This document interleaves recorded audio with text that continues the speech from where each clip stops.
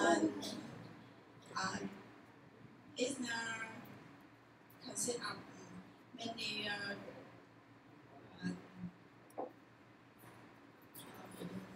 it's include noodle, meat, and tofu.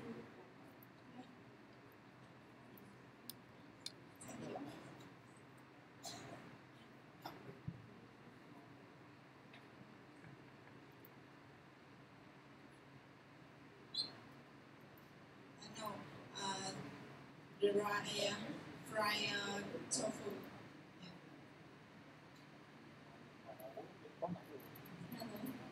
My name is Ju. I'm just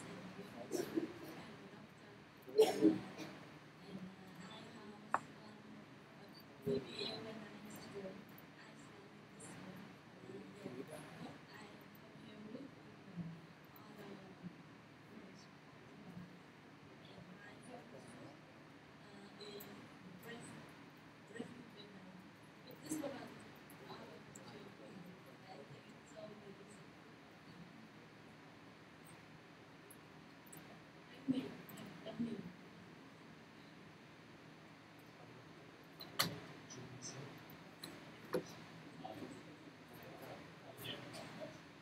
Yes, ma'am. I'm from I'm here because you actually yes.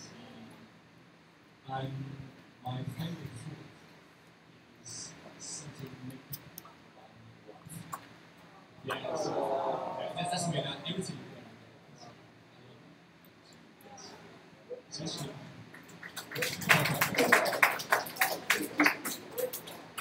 I don't care who you are, where you from, I just accept that you be with me today. And actually, I have a chance to get contact with PBL this year. A very good chance to learn how to practice PBL setting. And I know that for at least 10 years ago, for difficult now. And today, my objective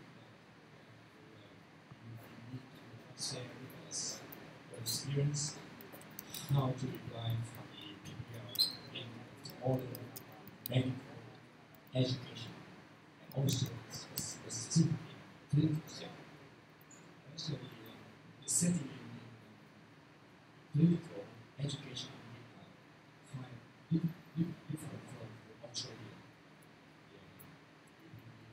Discuss about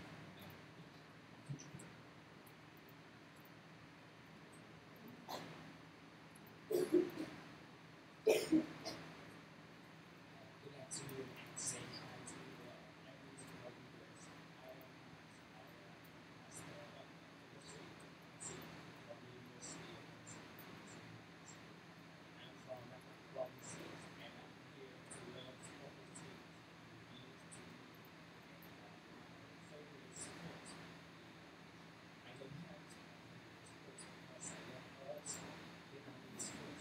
because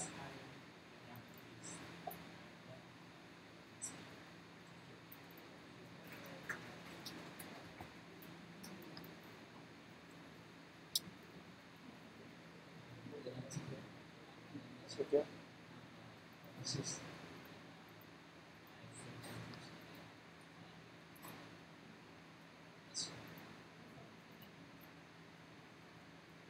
Hello everybody, my name is Tom. I come from obstetrics and gynecology department at National University. And my favorite book is Trong, Rocket Rice.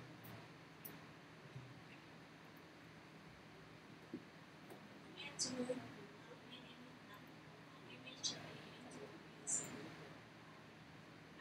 Really fascinated on Gala. This is a famous in NCD and I know it's below NCD in Central Park.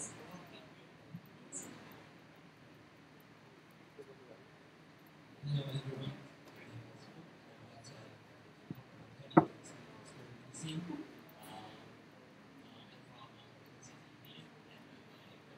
is rice. Good afternoon.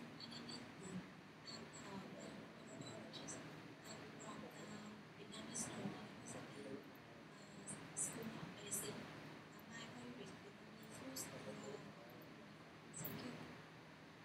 I'm biologist. I'm from the Vietnamese University School of Medicine. My favorite Vietnamese food is thank you. I'm from School of Medicine in actually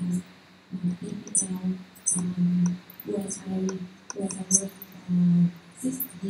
sixth year medical student at University of Medicine and Pharmacy.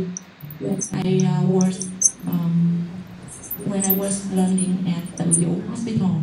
That's the our entry department taught us. Yeah. But today my objective is under another perspective. Yeah, like a legal instructor, and I want to observe everything from you. Yes, about the objectives, why we apply PBL on the medical education, and how we can practice it in the medical situation or environment in Vietnam. Yeah, and thank you for your presenting here today for teaching us. Yeah. Sorry, my favorite food, and I didn't see any recommendation from the other doctor here. Is green and gold. Yeah, you can find it on the restaurant or on the food street. Yeah. Yeah, spring and roll. Spring and roll. Yeah. Sorry, I didn't pronounce it well. Good afternoon, everyone. My name is Lin. I'm pediatrist, and this is the first time I'm here for PBL training. Yes, and the reason why I'm here because of my I want to improve my skill in teaching students. Actually, I prefer clinical practice. And today I'm here to explore the strengths of PBL. Yes, my favorite food is Vietnamese pancake. This is special case from middle of Vietnam. It's my hometown too. And in floody days, I miss this food and on my phone. I say the phone number of the yes, the phone number and can call. So when I want to eat some of it, yes. And if you have have the time, I would like to invite you to sit down with me. And I call her now. Yes. Thank you. Hi everyone, I'm T. It's a pleasure to talk to everyone. I am a doctor. I'm a bachelor in pediatrics. I'm working at Children's Hospital 1. My favorite food is seafood and durian. Thank you. Yes, hello everyone. My name is Shu. I'm a pediatrician and lecturer in the pediatrics department.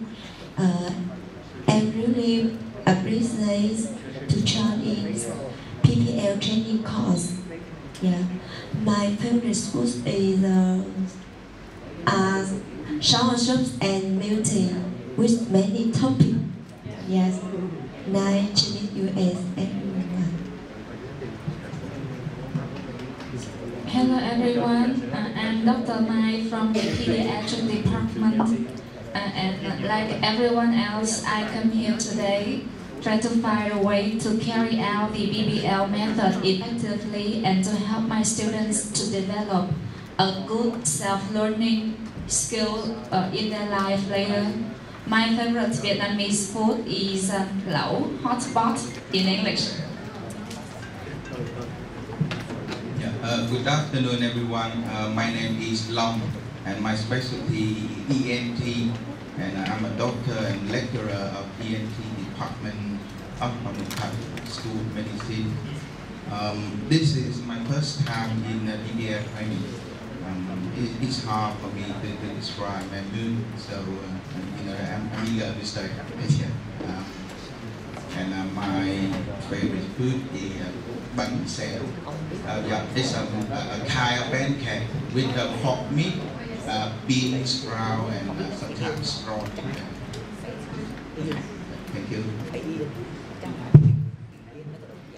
Hello, I'm Yuan. I'm a dermatologist and a part-time educator. As I teach 2 courses here. I teach medical ethics and medical English. And not very good at both, so I'm trying to see if I can bring PBL to my courses and make it more interesting. Hello everyone, my name is Fu. So I have working at internal medicine and infectious diseases of BNU, and I'm very honored to be here to improve my knowledge. And my favorite food is seafood. Thank you. Good afternoon, everyone. My name is Bao. I'm from the Department of Ophthalmology, VNU School of Medicine. As you know, the Dean said this morning, the PBL learning and the teaching is the core and the very soul of this school. That's why I'm here to learn it in more detail and to carry it out more effectively. And my favorite book is Bún Chả, the one President Obama ate when he was in Hanoi.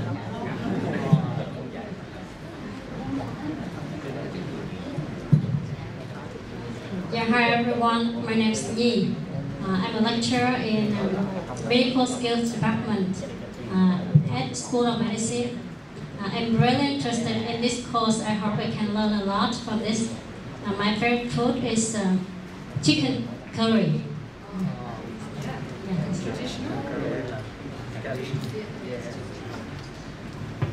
Hello everybody, I'm a doctor teaching School of Medicine Vietnam National University and work at ENT Hospital. My favorite food is noodle soup with chicken. Thank you. Hello everybody, hello Mrs. Jiu and Mrs. Julie. My name is Ik Phong. I work in internal medicine department. I have practiced PBL when I was a student. Yes, in Vietnam National Universities, and I come here to have a chance to improve my knowledge and improve my skills, and I hope that PBL will be my effective tool to have the students can learn more and more knowledge in medicine. And my favorite food, my favorite Vietnam food is phở. Yes, thank you.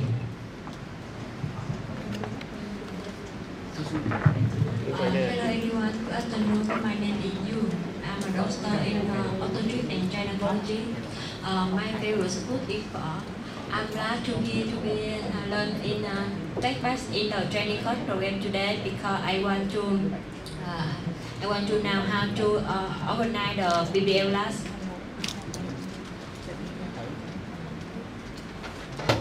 Hello everyone, my name is Enyung. I have been graduated from School of Medicine for more than 2 years, and now my major is doctor in general medicine. And when I was a student, I used to be study BBL before, and now I with a different role, a teacher, I want to know more about this and want make student can more easier for study by the way to study PBL.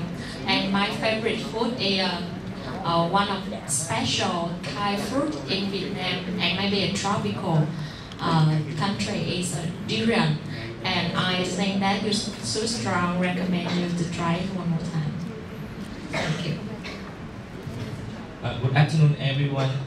My name is Ben. I come from the surgery department of School of Medicine, VNU, and I'm here.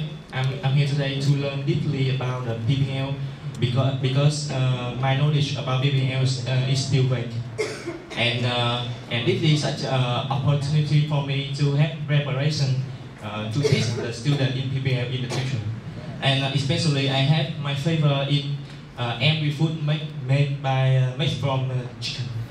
Yes, thank you. Hello, my name is Tom, and I'm a surgeon of thoracic vascular surgeries. I also work at the surgery department, and my department had the responsibility to teach students not also the knowledge but also the basic skill of surgeries. So I'm here to study the methods how to get the student at the study effectively. My favorite food is everything wrap and roll. Yes. So, good afternoon. My name is Lê Xuân Lộc and I come from Department of Pharmaceutics, Vietnam National University.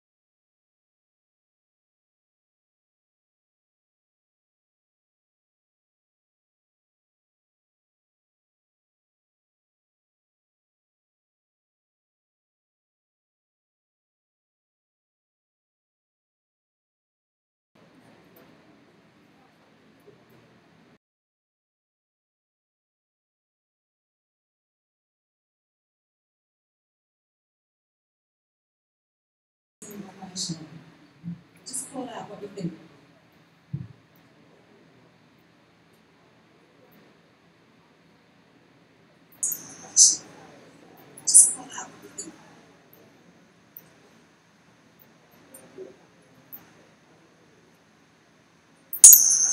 I think this is sort of the relation to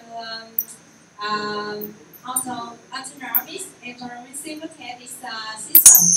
And this is the adrenal gland. Yes, autonomous now adrenaline or non-adrenaline. Yes. Thank you.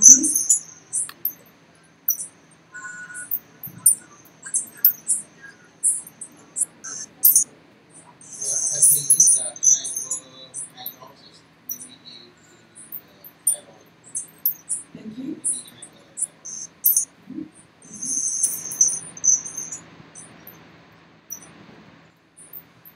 Maybe she makes a tumor that secretes a substance to enhance her sympathetic ecosystem. You've given us some really, really good examples here. Now the next step is to work out, to justify this, is to start talking about what is the mechanism underneath it. We've got a condition here that's abnormal. So how do we normally, how do we normally expect? What is the normal control? Because we all do sleep, but what is the normal control of sleep? And why are these conditions that we put here going to cause an abnormal, excessive amount of sleeping? So you can see where I'm heading, can't you? So this activation of your prior knowledge is going to be challenged. At Flinders we have students who come into our problem-based learning courses who have PhDs in immunology or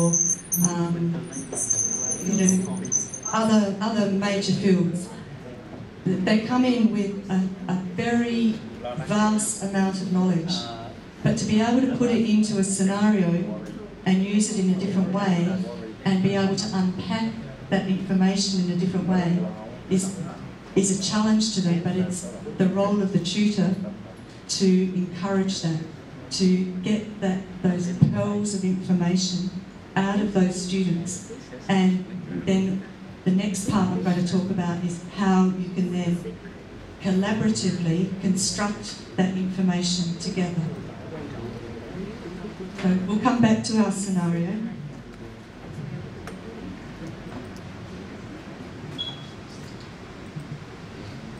So we've done the brainstorming. We have thought, we have to think basic, normal anatomy and physiology of sweating, and then the when, why, and what can go wrong. So you've given me some hypotheses, but then we have to break that down further. So collaboratively, to break that down further, we're going to share that information with each other, share our knowledge and our understanding. So if this was my PBL group, I would not be standing up here. I would be getting my students up at the board, and I would have as many boards free for them with my trusty selection of coloured pens. And I would get them up there drawing diagrams, drawing why they think these hypotheses are important, but also what is, as I had before, the basic anatomy and physiology of sweating. So I try not to let them assume any of the knowledge. They have to go back to what I call primary principles. That way, everybody in the group can start to build their knowledge at a similar level, but also have people who have got different prior knowledge, bringing it into the group to enrich it. So,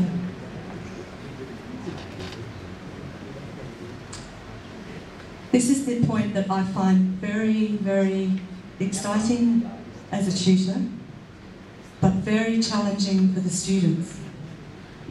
Because when they get up and try to tell people what they know, It's very different from sitting down and writing what they know. By explaining it to others, you're getting to a different level of knowing. So that rehearsal of that information can actually be quite challenging because you're putting that knowledge out to others for others to critique. But by putting it out there, you are enabling others to help you refine that information as how you understand it. So by rehearsing and explaining it to others is a key role. If, as a tutor, somebody came in and said, I didn't understand how sweating occurred, and I said, well, it's this, this and this, my students would not have a deeper understanding of it. And if there's other conditions that can be causing abnormal sweating and they didn't know the basic understanding, they might miss it. So by understanding, by primary principles, they are learning themselves. They are constructing their own knowledge together. They are rehearsing it together, explaining it together. And I say digesting that information. So then it becomes part of them.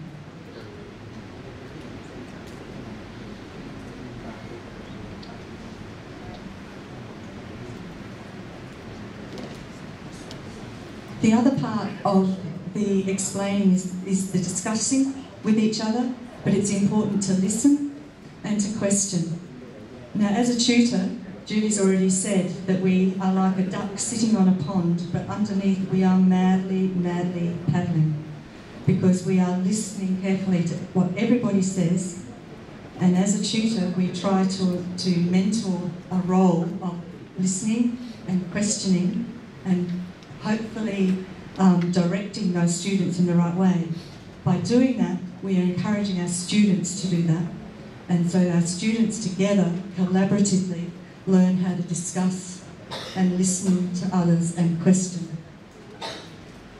Those are key roles, I think, in critical thinking and clinical reasoning. Out in the workplace, there are so many different people all the way around, and everybody's got to learn to work with each other. This is what I consider one of the offshoots of PBL, is that they all learn to cooperate.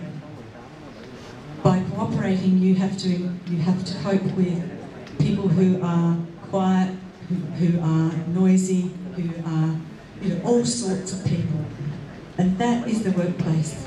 They learn in a safe environment how to communicate with each other on a very respectful level, and they learn how to participate together. And so when they go out to the clinical, they are actually have a lot of strategies on how to cope with working with different sorts of people. Hence the team communication skills.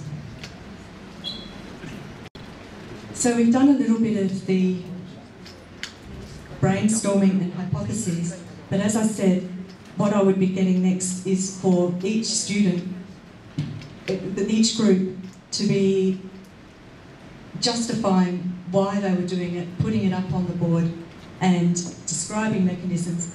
But the next point is about further information. So how are we going to work out the differences between these hypotheses? So then the students would start working together again to work out which one they think is possibly going to be the major ones. However, we've only got this small amount of information, so they really haven't got much more information to go on. So they want further information. So just quickly, what further information would you like? I'm not going to give it to you.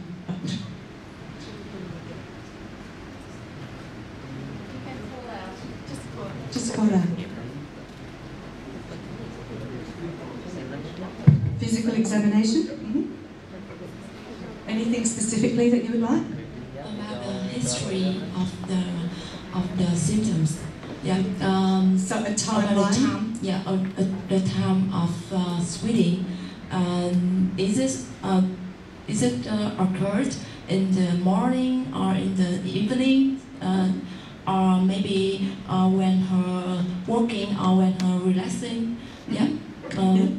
Is this related to her more to her psychology problems or not? Yeah. Absolutely. You've just raised another learning, another hypothesis, because you've said about her maybe there's some psychological component here. Yeah. Thank you. So we've got physical assessment, we've got history. So we can start asking for other things. Now, if we suspect from that there might be some other, like we've just had, if we suspect there might be some other hypotheses, there is nothing stopping those going up. What will happen later on is that you'll then prioritise those, and then as you get further information in this progressive disclosure of information of the PBL process.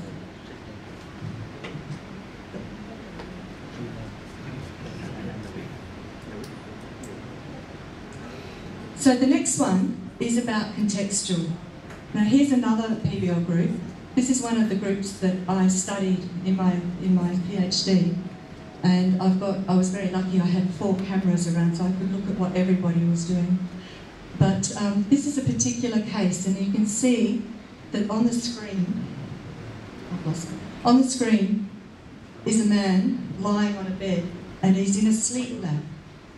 So he's actually got belts on his abdomen, belts on his chest, he's got a face mask on, so he's having his oxygen saturation levels taken and everything. You can see also that he's slightly obese, and he's asleep, he's sound asleep. And so this video that we show our students is about his sleep apnea, so how he stops breathing in his sleep at night.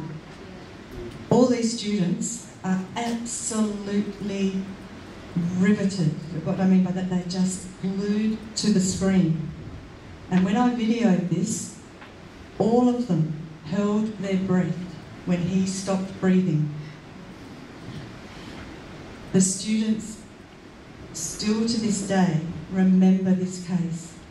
They remember the associated respiratory examinations that go on. They remember how we breathe. They remember the biochemistry.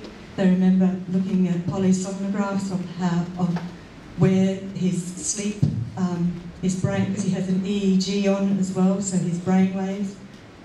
They were totally riveted. Absorbed, sorry. Please tell me if I say a word that you don't know.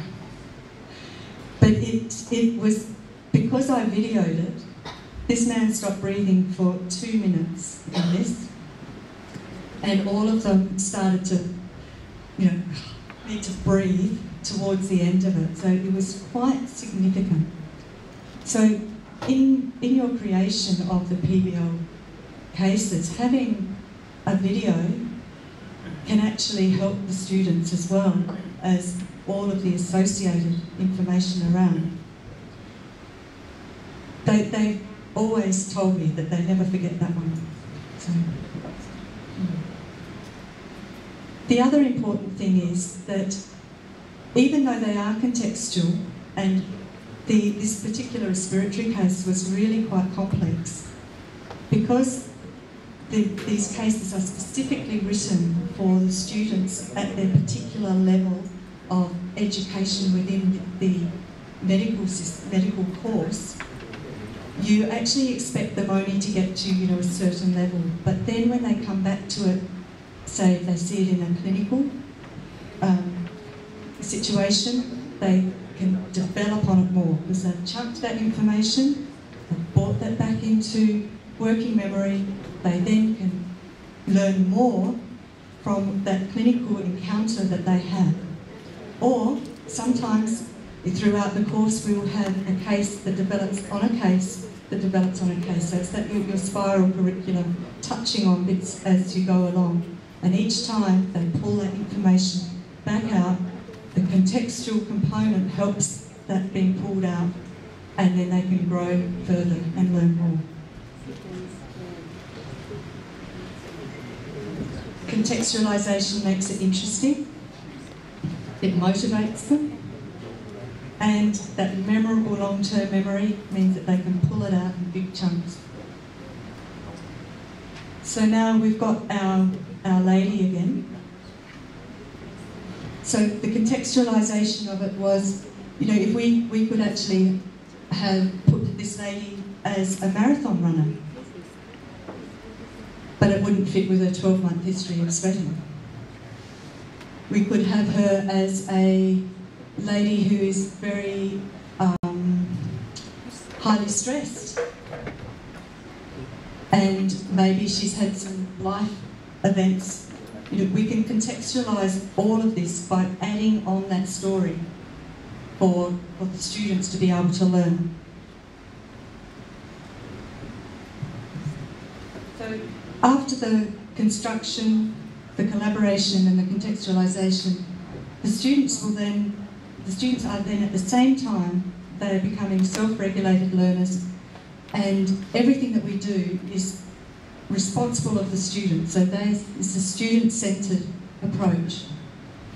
The learning is according to their needs. So they are looking at what they need to know to understand it, and then when they come back collaboratively, they can share that.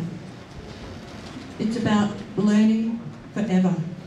We don't just stop learning once you finish university, you just keep going. And it's like steps, we always step through. It's comfortable in not knowing, that's a safety thing. And strategies for resolving that unknown. So how do the students resolve them? Jill, I just wanted to ask about the comfortable with not knowing. It's not comfortable with being ignorant, it's about comfortable that actually nobody knows. That there's the edges of knowledge. It's not just I don't know it, but nobody knows it. And students are surprised to discover there's stuff that nobody knows. Then they get interested in research. Yeah, that's true, that's true. Thank you. So the next part of active learning is not just the presentation and the first tutorial, so we call it, of the key information, the hypotheses, further information, and then developing what you know and don't know. The next part, which I find really critical, is where we try and get the students to co-construct their knowledge, and that's the report back. The report back is one of the most interesting parts of it, and a lot of students, and I find a lot of tutors, like to shortcut it because they think that it's just, you know, regurgitating information. So in my tutorials, what I like to do is have a blank board when students come in and they're learning issues. They will come in and they will co-construct them. So they can't just have one person go up and say, I've taken learning issue 1, I'm going to put it up on the board. What they do is I get one person to maybe conduct that learning issue, but get others to give their information, because each student have gone away and looked at different resources, and then they can come back and put that up on the board. Most of the time there might be some lectures associated with it, so they've got a level playing field there, but then they go away and look at different aspects of it and co-construct. Now, you can't really see this, but this is a acute renal failure flow chart. I quite like flow charts and concept maps in putting things together, and I would say this is like an overview at the end of a report back. And I would say to the students, it's like having a drawer that you can pull out each component of that flow chart, and you can explain to me the mechanisms, the pathophysiology, everything within it. This is the end result of a good co-constructed report back. Students go away thinking that they're really quite, you know, their head is just burning because they have been working so hard, and that is a good report back.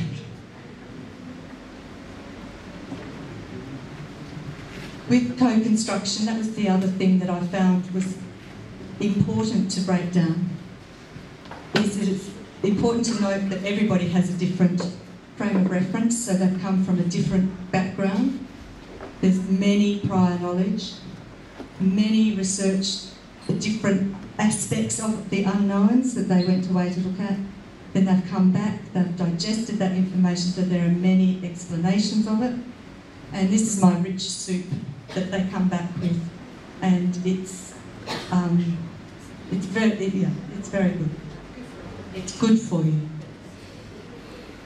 So just basically, just to break it down again, is the basic steps that I've really pared it down for you for active learning is construction, collaboration, contextual and self-regulated. I think that's it. This is my fun slide. Have you ever seen this slide before? Yeah, it's a very famous one, isn't it? Yeah, sorry. What I like to do is I like to just ask you, what do you see?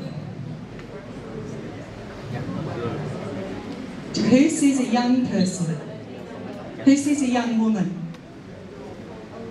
Yeah? Thank you. Who sees an old woman? You see too, because you know. Yeah.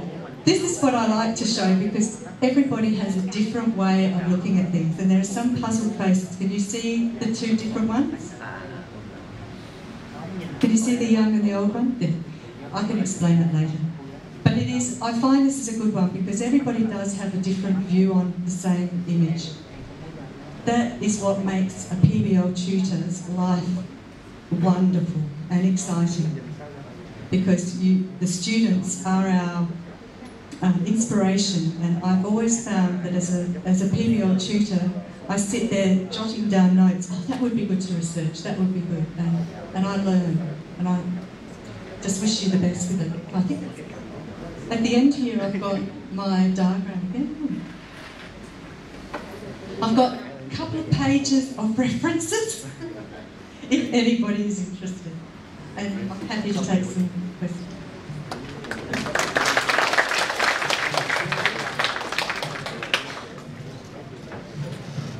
Questions? Anybody have some questions at this stage? That was a very fast Cook's talk, but tomorrow you will actually be able to enact this and go through it more deeply. Now, we have any questions? No one has any questions? Yes, there is a question. I just have a small question. As I realized that PBL based on the active learning, active capacity learning of the students. So what if they are not active as us respect? Yeah. What if they didn't prepare well for the lesson, for the knowledge, for the searching for information before the PBL classes? So what if we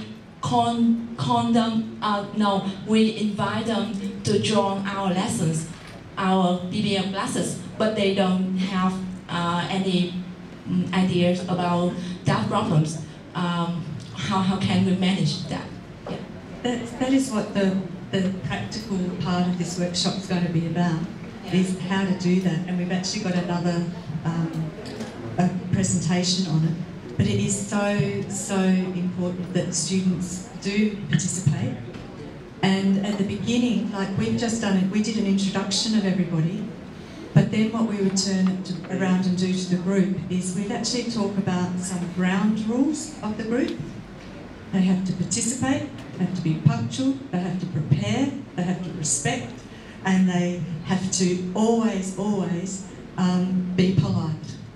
So we have those as basic ground rules at the beginning, and usually the students develop those themselves, but as a tutor you can suggest them as well. I just wanted to pick up on one of your assumptions that the students have to prepare. PBL is a problem-first method. So it means that we are making an assumption that they have some kind of prior knowledge. We are used to thinking as teachers that students are like an empty bucket and we have to fill their heads. But none of you were empty buckets before you came here. Your heads were full of all sorts of experience. Even if you'd never done PBL before, you might have heard about it. You may have done some active learning before, you may have some ideas about learning, etc., some experiences. So if we were to run a PBL, and we nearly did this, but we decided it might be a bit challenging, about, how, we give you a PBL case, how can you be a PBL tutor? Okay, so some of you might have no idea, but some of you have a lot of experience. Okay, so there's a problem first method. The place where it might fall down is where the students are very, very young and haven't yet done any science. But most students coming into medicine have done quite a lot of science. They can bring a lot to the tutorials. The thing that sold my school on PBL was we had a group of PBL students come from Newcastle University. They flew over to Adelaide with their tutor, and they did a PBL tutorial in front of an audience of about 300, okay? Like we called it a fishbowl. They were second year students, it was a complicated clinical case. And after about an hour of watching the PBL tutorial, clinicians were getting increasingly excited. They couldn't believe that students in the basic years with a fun, just no clinical experience whatever, could build up such a knowledge about this case. They were really astonished. Okay, so I just wanted to challenge that fundamental assumption that they have to prepare. When Jill was talking about preparing, she meant for the report back. Yeah, the report back. For the report back, which is the second big tutorial. Does that help? Yeah, yeah.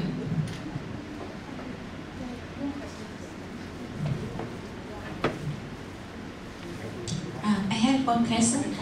In situation that there's many opinions from students, and there's a conflict opinion, and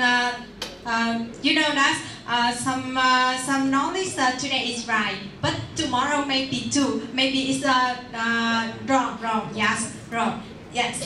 So now how to solve this problem? We can say that you're wrong, but tomorrow's they are right. Yes. I think that's the important thing, is that we have to be able to be adaptable and also acknowledge that what we know today will be something different tomorrow, because our environment is going to change within which we learn. We know that our knowledge is out of date the minute we graduate from medical school. That's why we are continuous learners. Anyone who has had a career in medicine for 20, 30 years knows that what they know now is completely different to what they knew in the beginning. The interesting thing is always to ask that question, how do we know that? Where did you get that information from? To question back about that. So sometimes students, we have designed a case for them, okay, on today's knowledge. And a student comes to report back and they've read Lancet or New England Journal of Medicine, and they say, hey, this is out of date. And we go, fantastic, tell us about it. Share your knowledge. And as tutors, we go, great, I'm going to read that paper after the tutorial.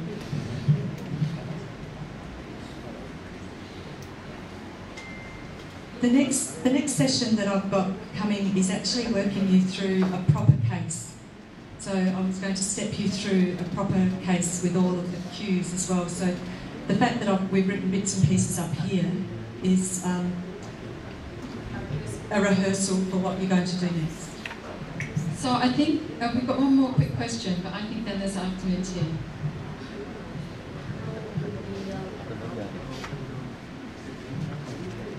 How do we know how many hypotheses are enough?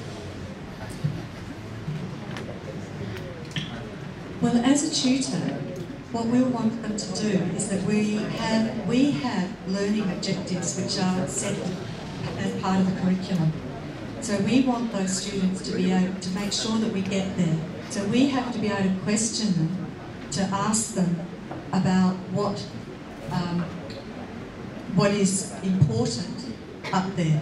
So to start off with, they could have a long list, but they will be just brainstorming them. And then we'll start to ask them, well now, we've got a bit more information. What further information do you need to be able to do that? And as a tutor, if they're still going on, you might ask a question about, because you've been listening to them, you might ask a question and say, well, this is a young lady. Some of these things might not be appropriate for a young lady. And then they'll think, and go back. So as a tutor, I say, I'm being very Australian here, I say I'm a sheepdog. Now, I don't know whether you know what a sheepdog does. We have lots of sheep in the paddock, and the dog, we say, go and round them up. And they're very, very skilled at rounding the sheep up and getting them to go through a doorway just like this. So I say I'm a sheepdog. I try to round up my students and keep them on the right track. They will stray, and that's good for them, but then I'll keep them back in. Can I just add one thing? Sometimes it's the opposite situation. Sometimes the students come up with one hypothesis, and sometimes that's because the previous year students say, oh, in that case, that's about blah. Okay, so they say. So they may say, oh, it's hyperhidrolysis, okay? And as a tutor, I just say, well, that's fine, but what else can it be? And I keep pushing, what else? What other systems, produce sweating? And sometimes I may say, let's think about the normal mechanisms of sweating. And then they start to go, oh, it could be neurological, oh, it could be psychological, etc., etc., etc. So you push them, okay? How much is enough? Be guided by the case. You have a tutor briefing before you do the case, and it usually has a list in the tutor guide of the types of hypotheses we're looking for, so you can push them for that. Does that help? Yeah. I think it's... just one.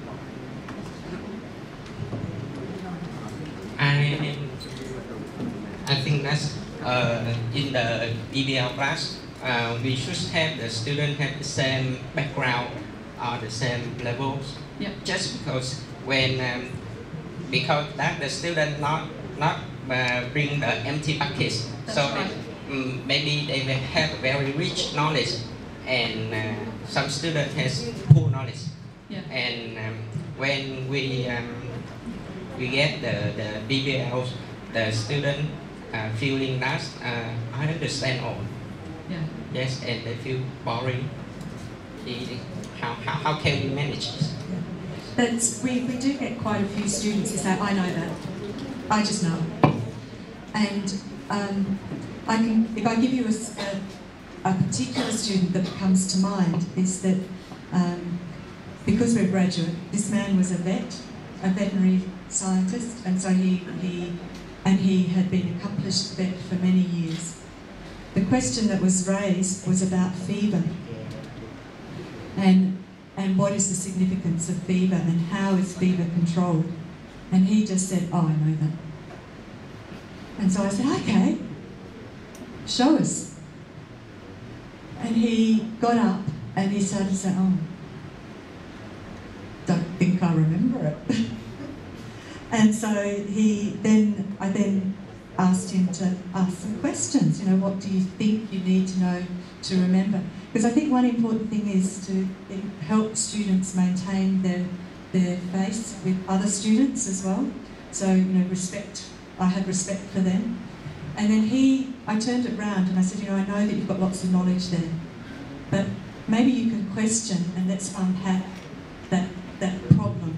And he did, and afterwards he came to me and he said, well, thought I knew that, but I'm going to have to go away and do some different work because it's in a different context to what he was doing before. So I think it is important to be able to challenge those people who say that. If people really do know all about it, I use them as instead of me being the questioner, I'll say, okay, my background is immunology, clinical immunology, so I'll say, if it was me, I'd say, well, that person with clinical immunology background, let's you question the students about their understanding of, say, B cell development, something like that. And so I'll hand the baton or hand the role to them to ask questions of the group. That way, they can demonstrate their knowledge, save face with their knowledge, but also not lecturing the students who don't have that knowledge, but they are guiding them.